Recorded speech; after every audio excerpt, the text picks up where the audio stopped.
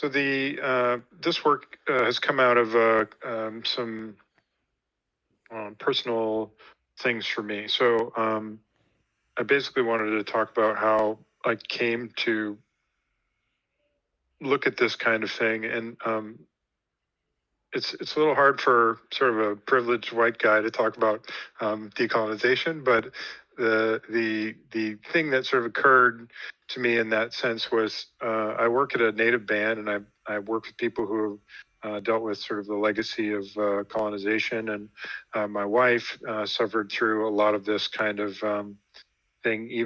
Even as accomplished as she is, she has 2 degrees and a gold medal in the Commonwealth Games, a silver medal in the Pan Am Games, and a bronze medal in the Olympic Games, and yet that has not protected her from many of the forces of colonization. And so myself, I'm on the autism spectrum, and I've suffered for a long time at the hands of this very narrow approach to things. And my mind always wanted to find some underlying, like an accurate diagnosis that would connect all of these things together, while not disavowing my own culpability in that, and my own need to be both responsible and free. So because of the late start, I was going to do a 20-minute exercise at the beginning of this thing, but because of the late start, I'm just going to kind of get started. So the basic idea of calling it I am the problem is to recognize your own agency in terms of that, and then I'm Regis, and then a huge amount of this comes from the time that I spent living in the Hindu monastery and learning about the mind and how it operated, and some of the older mental models, which we'll get into a little bit later in the presentation. But what I came to realize watching Jill Bolte Taylor's Stroke of Insight video and the Divided Brain and the Making of the Western World, how these things actually kind of worked. And like if you look at Hatha Yoga, Ha is the the sun, and the Ta is the moon, right? So this unified and the divided together. So when I was at the ashram learning about yoga, I recognized that there was these 2 parts of the brain that were actually connected. And if you watch these videos, which I highly recommend, just like Jill Bolte Taylor's original video, and I'll actually put some links in the Gravity that are related to this. There's an awful lot of resources in this presentation, which I can't fully watch during it, but hopefully you can see from the divided mind, it starts to become obvious that the way that our culture is validating the nature of what we're doing with respect to everything, and with respect to money. So if you've ever heard, can somebody, YGG, can you, thank you. If you take a look at the way we handle money, it's done in this very sort of divided way, and we'll get into that a little bit. But the way that we sort of handle our social forms is done also in this very divided way. So it used to be that the entire world was set up in a unified worldview. And you can see this here. So you could have like the occasional Genghis Khan with his divided colonizer mindset show up, and then eventually when he was done, then that sort of subsided back into this generally unified approach. But what colonization has done is taken this divided worldview and spread it around such that that now every place that we live in is divided, and a lot of the people who used to know things about how to behave and contextualize and in unified ways are not here anymore because of the colonized part of this thing. And it goes so far as to affect our visual perception. So I've got some links around how colonized societies, there's this one gentleman Jonathan Haidt, who talks about how it affects our visual perception. And the reason why I'm talking to you guys about it is because this divided versus unified mindset is so pervasive that oftentimes, even when we attempt to create unified approaches to things like new versions of money and cryptocurrency and Griff's whole idea about, the story of money is broken, the reason why it's broken is, it's more specifically, it's divided. It's divided by default. And it creates these kinds of hierarchies, and there are a lot of after effects of that. So there are two different monetary systems. There are extractive and exploitative monetary systems. There's aligned and generative monetary systems. We have very centralized things, but they're also very imbalanced. So there's a much smaller selectorate, less distributed agency and power, whereas everyone here knows that we're working toward decentralization and disintermediated stuff. So basically what happens is in these divided systems, that being the middleman is the approach, and it actually creates, the more middlemen there are, it creates this gap between the signal and the signified, and then incentivizes people to continue doing so. And so it's kind of, that's where this stuff shows up inside of the work that we're doing.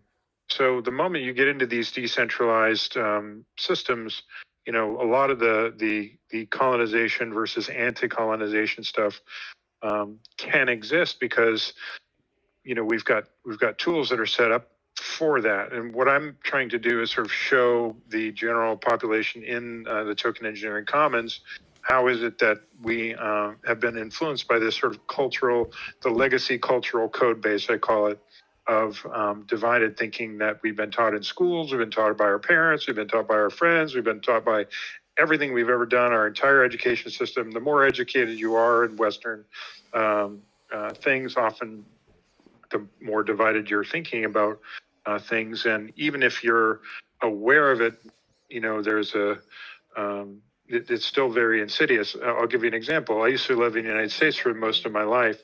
And when I moved to Canada, I just couldn't really believe how bad all of the indoctrination was over there. It was really disturbing to me. It took me a really long time to kind of get over that.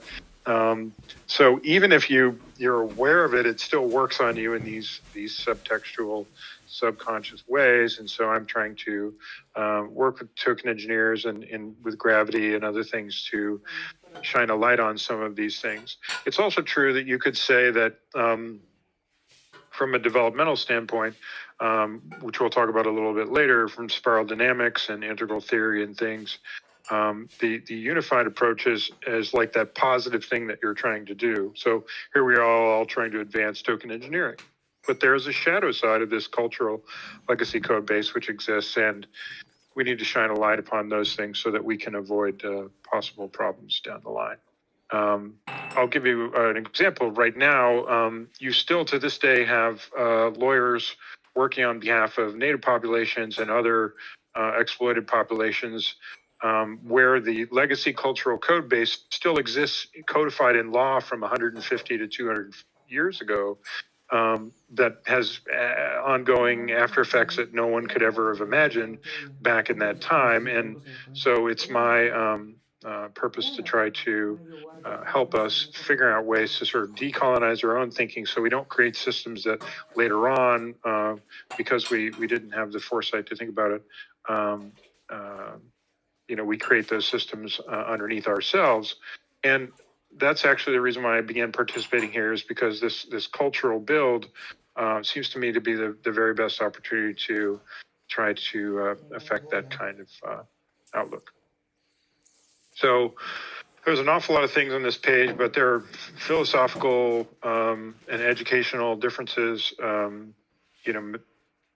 won't go too much into these right now, but it's basically about hierarchies and materialism, and it speaks a little bit more to the sort of the indoctrination portion, how far this has gone. This has got gone down to even talking about things from the philosophical level. One big difference is that the divided mind tends to think in terms of beliefs and ideologies, whereas the unified mind is about subverting those kinds of beliefs. And this is the primary difference between these two intellectual approaches.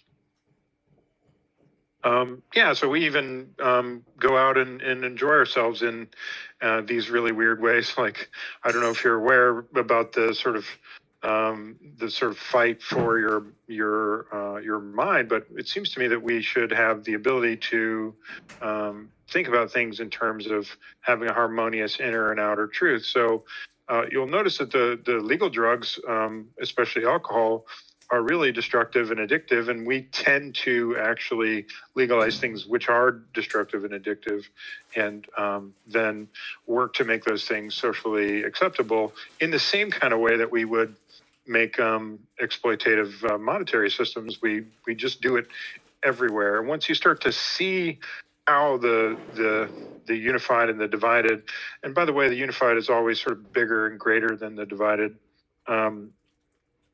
And in my mind, it's actually kind of a good and evil thing. Like, divided thinking is the evil side of the picture, and unified is sort of the good side of the picture. And as long as you're contextualizing your divided mind inside of your unified thinking, then you're generally going to be okay.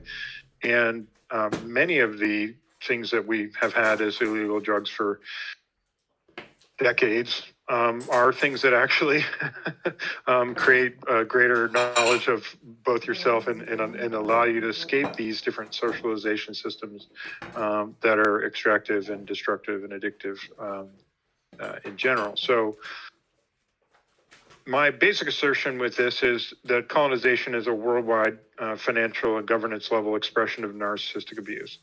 And if you don't know what narcissistic abuse is, I basically try to give you some ideas of why is it, for example, that cryptocurrencies are called scams all the time, and why are people who care about animals considered terrorists?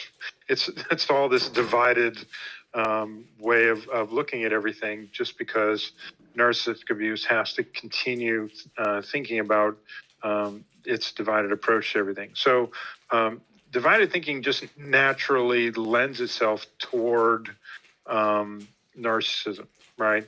And then the primary problem that happens when you go too far with the divided side of the picture is where it gets into narcissism is when you start externalizing all of your costs. So just from a corporate standpoint, you can see companies like Walmart are beloved by the finance sector because they literally externalize their costs. It's the literal corporate manifesto is to externalize it onto their employees, externalize it onto their suppliers and their shippers. Even the manufacturers manufacture different kinds of products under the same name with lesser quality so they can be cheaper, so they can go into Walmart and Home Depot and other places like this.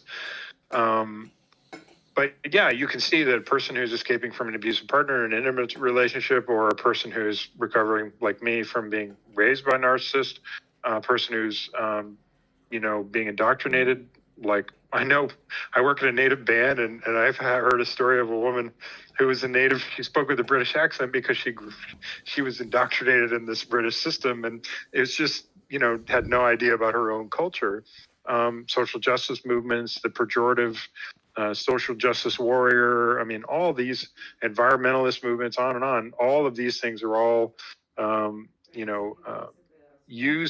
kind of a war on our sense making in terms of how is it that becoming a vegan is suddenly you take a person who's compassionate, trying to not eat animals, and that's turned into a violent, judgmental somebody, So this is just what we do. This is how colonization works, and it's gaslighting and all these things, and so we go into that a little bit more.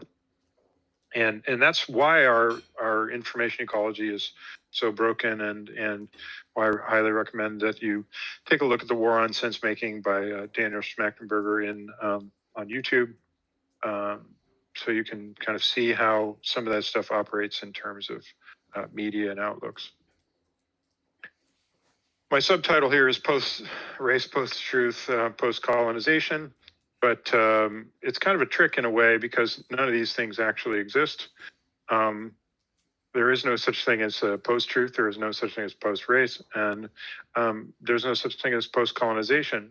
I use race in terms of race is really just like the pretext upon which a narcissistic abuser will divide and say. So oftentimes it'll be people like me who are neurodiverse, people who are short, people who are tall, people who are women, people who are fat, people. We just divide. We think of all these things. Just think, if you stop for a second and think about how reflexively divided we are all the time with everything, you start to realize that there is no such thing as post any of this stuff.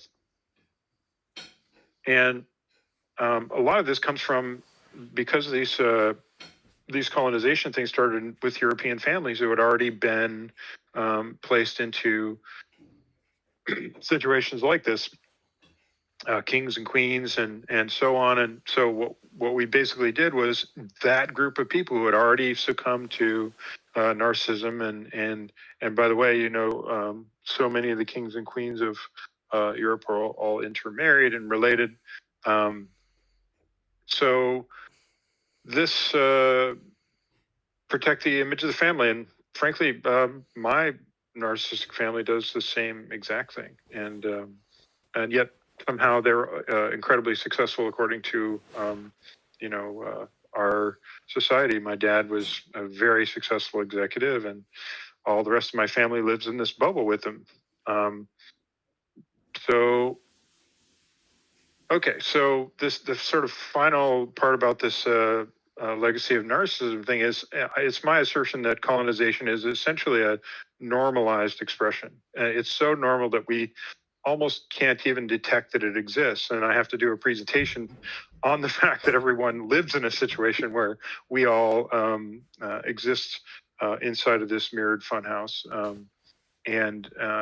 Our attempt to break that mirrored funhouse in terms of money is only one way in which the implications of that really matter. It's not the only solution. It's my basic pretext here, my involvement in cryptocurrency, that unless we marry the psychology of this development and understanding the funhouse that we're living in here in the divided mindset, if we don't understand where the decentralized autonomous organization comes from in terms of that unified way of thinking, we're going to tend to turn it into colonized, divided approaches. And you can actually see this throughout the financial sector.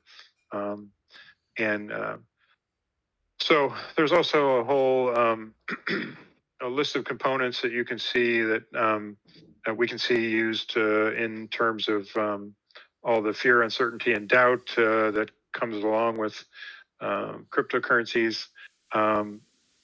All of this stuff occurs, and this is where it comes from. I'm trying to show you guys what the underbelly of all this is, so that then you can be aware of what's going on. I also include the cycle of abuse here, but we won't go into that for now.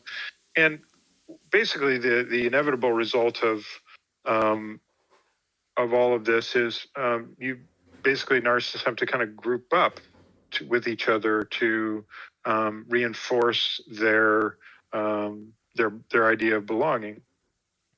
So, like I said, I've got family members who are trapped in this sort of wall of that, and all of our money is trapped in a similar kind of cult. And look at how marketing and everything works. Like successful people who are successfully marketing things like Apple computers, there's a cult. Like even the idea of success that we have now, in many ways, is defined by this sort of cult-like idea. And so. But you'll also notice that all this appropriation also comes with it, and So we have to do that to continue reinforcing and getting fresh things going on inside of the narcissistic bubble as well. And this is what eventuates into cults. Now, I'd also like to point out that one of the things that I speak about in terms of privilege is privilege also harms the person who is privileged. So so in this video that I linked to here, Tim Wise's YouTube video, he actually talks about how even though privilege tells you that a certain narrative is going on, at some point you'll realize that the reality is outside of that narrative. And you see this, for example, like the atrocities in Columbine, where there are these sort of race-focused ideas, and the parents had no idea that their kids were dealing with that. The same thing with various colonizing things in the Middle East and so on. But at the same time, it's really interesting because you see Nigeria is a very war-torn, oppressed country with terrible infrastructure and everything else. So why is it Americans have, 5 times the amount of anxiety and stuff than a country that's war-torn? It's basically that this privilege that blinds us, so it creates all this anxiety that we aren't aware of, and it kind of creates a shadow version of our efforts so that we can't really identify properly what's going on. And I'm going to skip over this a little bit, but basically the main issue is that people don't really know how to manage properly versus the large and the small. That is to say, the centralized folks will say, there needs to be small government, for example, this trope. What they're really doing is saying you should outsource all of your stuff to us, which is more of that same narcissistic BS. And the big enemy of the narcissist is a person who knows themselves, and so oftentimes we feel like we need to figure out a way to know ourselves, but it's extremely difficult to do this inside of the fear, uncertainty, and doubt mechanism that exists. Eric Weinstein calls it the distributed information suppression complex. These are all just the same kind of, industrialized gaslighting mechanisms. So it's my belief that we all have a desire to actually know ourselves, and as part of a decentralized community, it should be part of our mandate to develop the individuals inside of that group toward that end. So let's talk about now, what do we do to become free? And the whole idea is that we need to wake up to what's going on. And a lot of times, when we wake up to what's going on, we'll begin participating in DAOs, and then we'll start moving from, geez, I've been at the effect of these broken monetary systems and things for a long time. What is it that I need to actually do? And then you get into this grow up mindset, right? And then from there, which is kind of in this cleanup area, which is where I would say we're really doing a great job as a DAO, is this authentic communication, negotiating well. So much of what we do around voting and all of this stuff is just, if you take a look, this number 3 is really in our wheelhouse here, and is a huge emphasis of DAOs. It's my suggestion that we probably could do better at working on some of the other aspects too.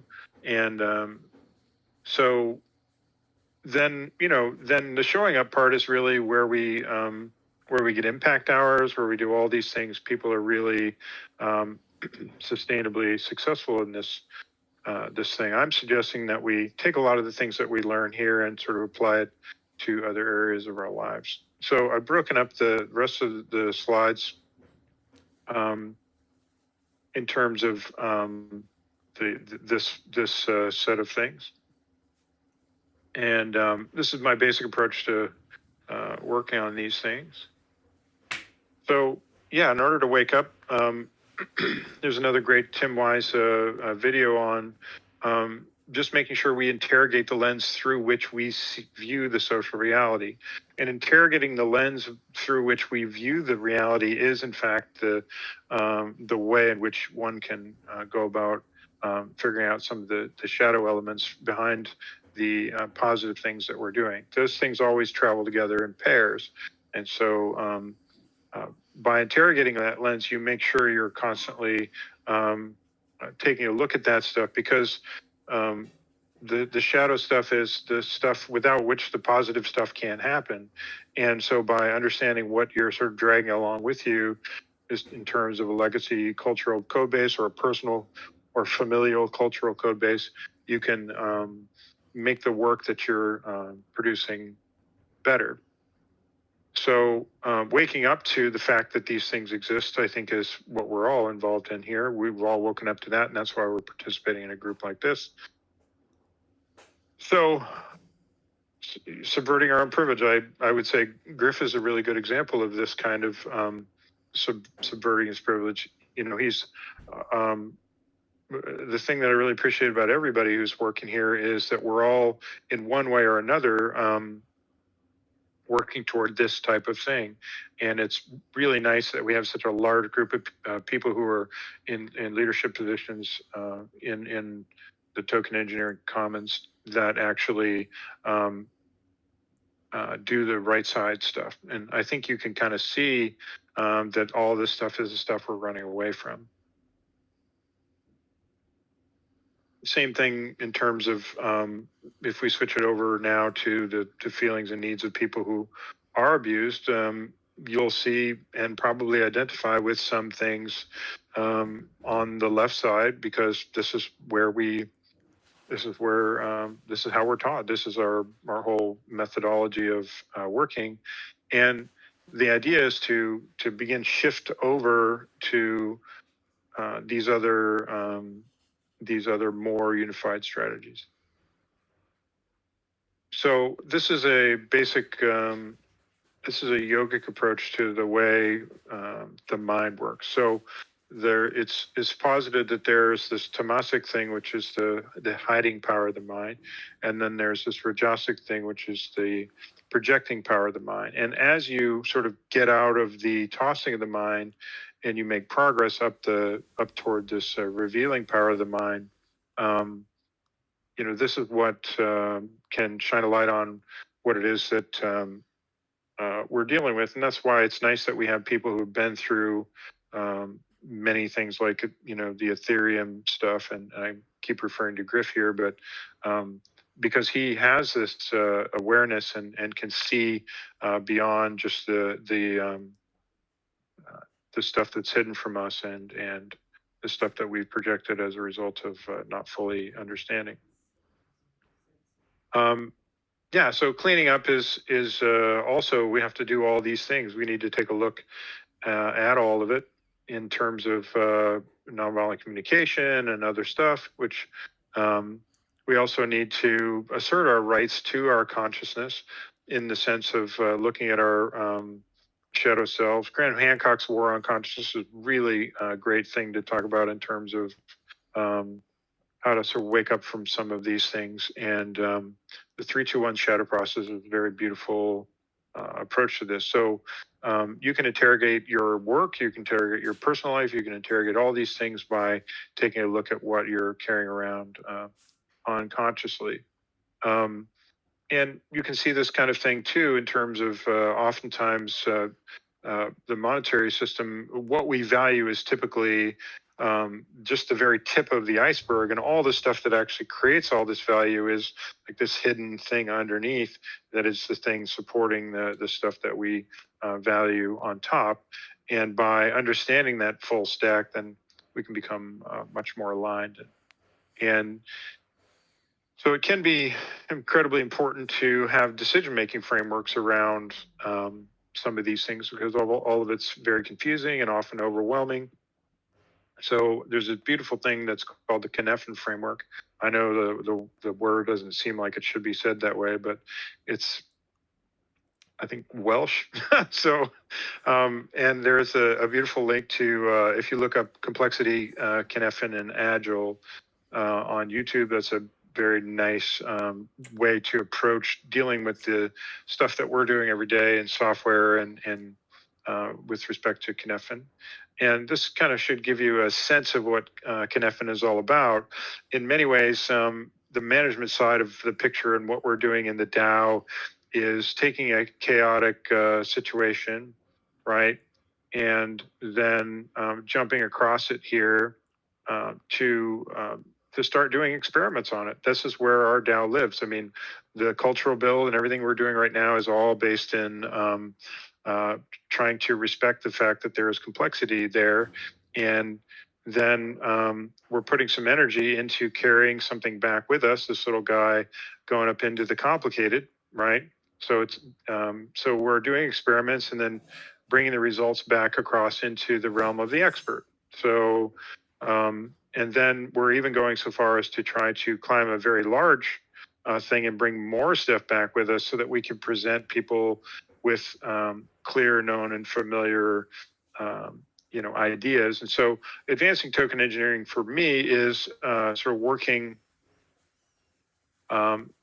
clockwise around this thing to make clear aspects from this chaotic, complex, and complicated aspect. What this cliff kind of represents is what happens in the extractive world of money, where if things aren't clear, you either have an expert that knows or no one knows. So in the current culture, what you can see here is that there's almost a demand for simple or clear things, and then we rely on experts in the complicated, and we basically disavow any knowledge of the complex and the chaotic. Going back to my divided and unified model here, you can see that the complex and the chaotic is the right brain, and the complicated and the clear is the left brain of the divided brain. So here's kind of another approach to this. You can see the left. I know this looks really messy, but the point of this slide really is getting down to an action mode, right? So you can see that if you're managing out of the complex and the complicated, you're basically working the center piece here. That's why it wiggles a little bit, is because the action mode for the complicated is analyze, sense, and respond. And the action mode for the complex is the probe, sense, and respond. And so you can see that in the token engineering commons, we actually operate primarily out of the complex and the complicated, right? Whereas if you're in chaos, all you really have is sense, act, and respond. And then in the simple, you've got sense, categorize, and respond. So and it's important to keep in mind that if you believe all is simple, everything is ordered, past success makes you invulnerable to future failure, then before you know it, the chaotic domain is going to grab you by the throat and drag you down into chaos, and so and crisis. So so to avoid some of those things, we actually use frameworks like nonviolent communication. I would really suggest that you have a look at the Cup of Empathy YouTube channel, which is very beautiful. And then there are 8 hours of training courses. So this is 5 hours, or this is, I think, 8 hours. And then this is 5 hours of YouTube for Marshall Rosenberg.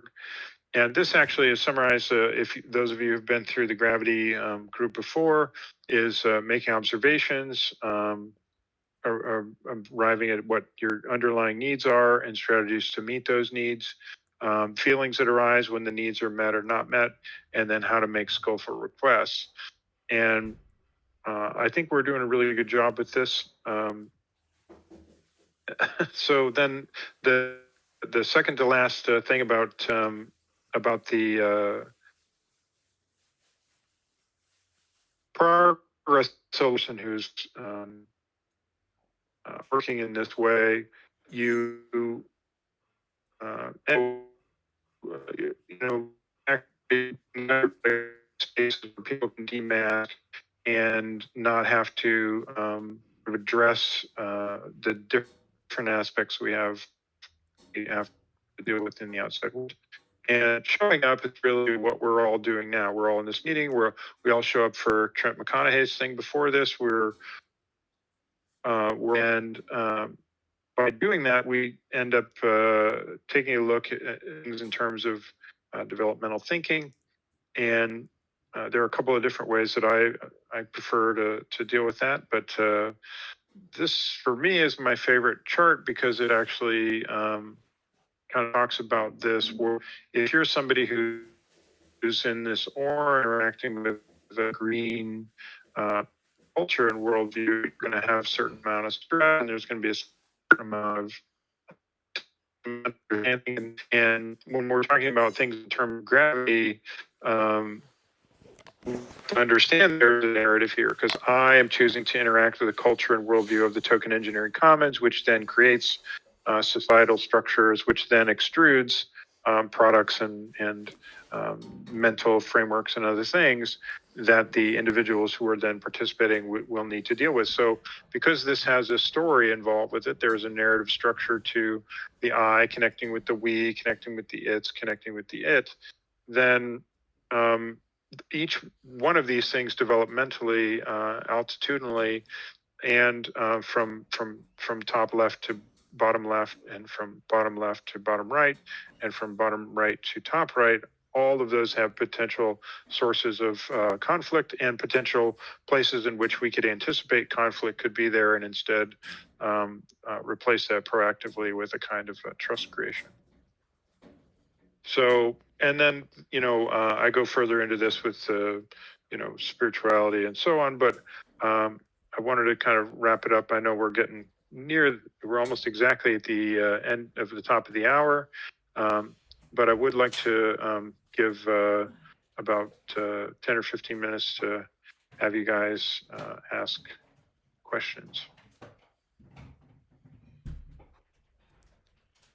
More than a question, Durgadas, is a comment that I love your approach around colonization because, like, coming from the Caribbean, like we have a story of colonization, and like the way I had studied it before, it has been like if from a divided point of view where you see that there are like Right. colonizators and people who is colonized. But here in this approach, you say that we are our own colonizators, and at the same time, we are our own ways of freeing ourselves.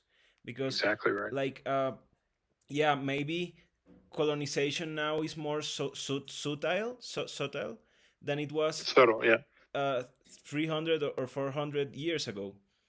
Yeah. But And yeah, there it I'm is, just trying to and shine it's a light on the history and the underlying psychology behind it, so that we can free ourselves from.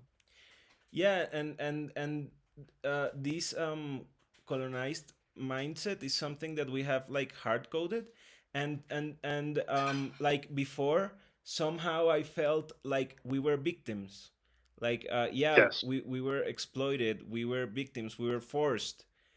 But yes, right now I see that well, if we are the builders of our destiny, we are also the ones that can stop that kind of colonization that has changed into exactly. more subtle modes, but is still present. Yeah, and if the world mode, if everyone woke up to the fact that this was true, then we could go back to we could decolonize ourselves out of the divided way of thinking, so that the world mode would be outnumbered. Instead of being outnumbered by colonizers or victims or people who were abusers who themselves were previously abused, then we can rebalance the way the world works.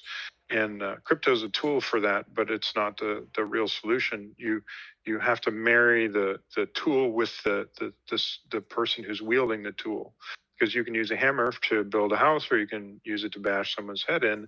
It's just a tool, and you have to make sure that you're connecting the expertise and the understanding and the underlying sort of ethics and all that stuff that we concern ourselves with here in terms of the token engineering commons.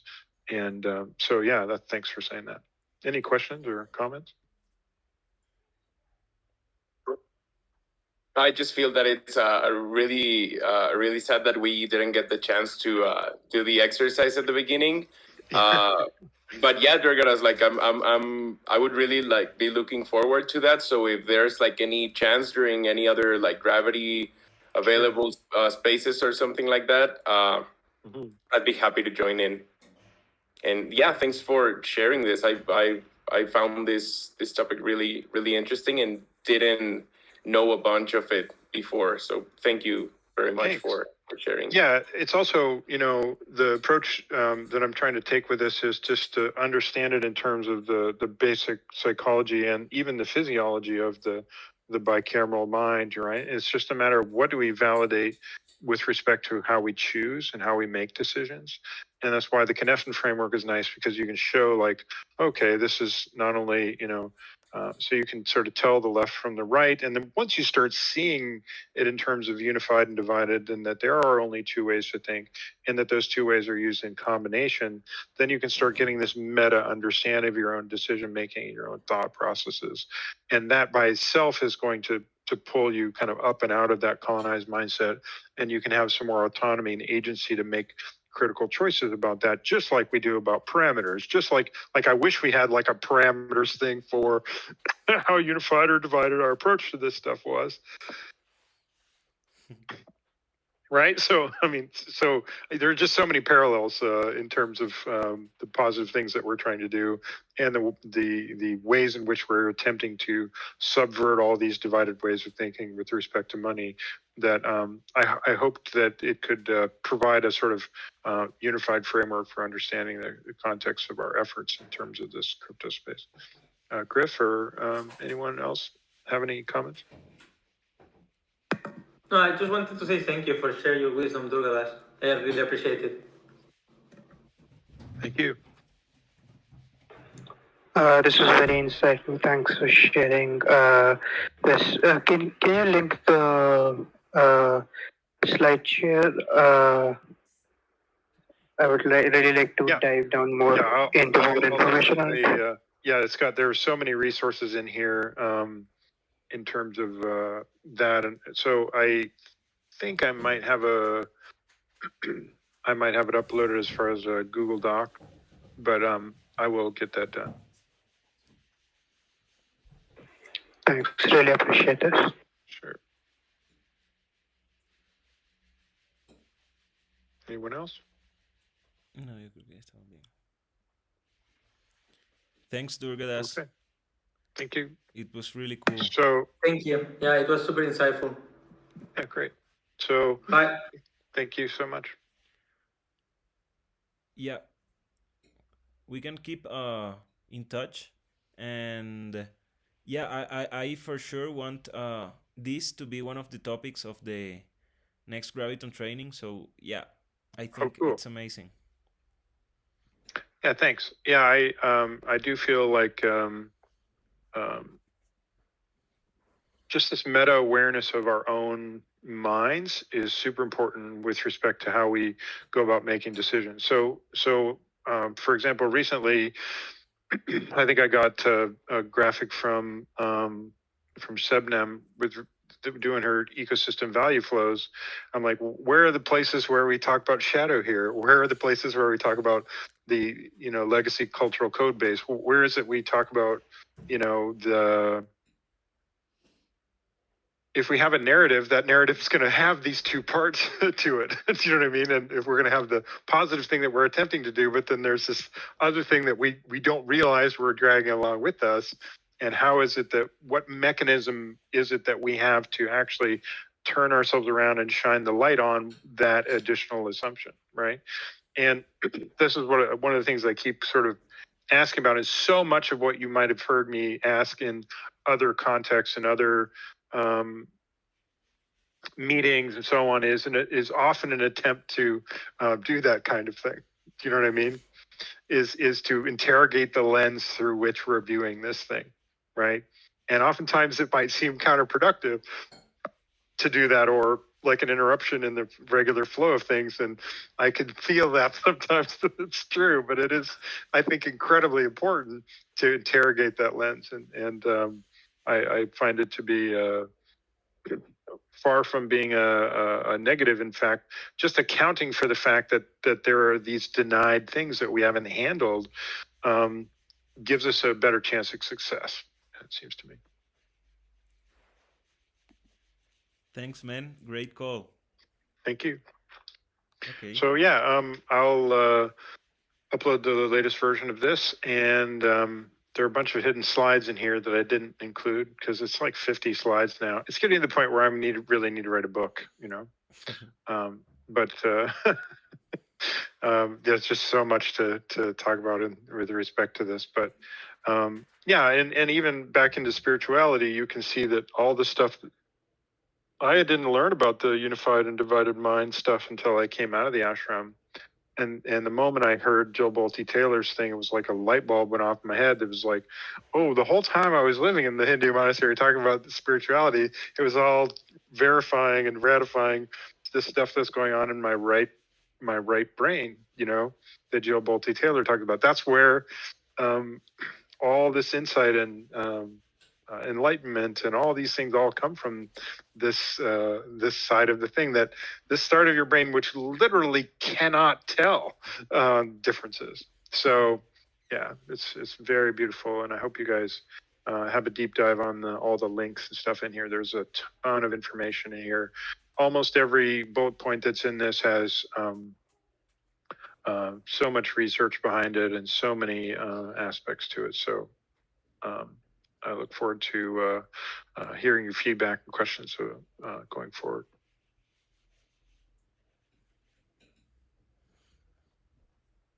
Yeah, man. Thanks Thank for you. this call. Yeah, thank you very, very much, Durgadas, for sharing, and thanks, Juan, for for being on vacation and allowing this. This is great. Yeah. Thanks.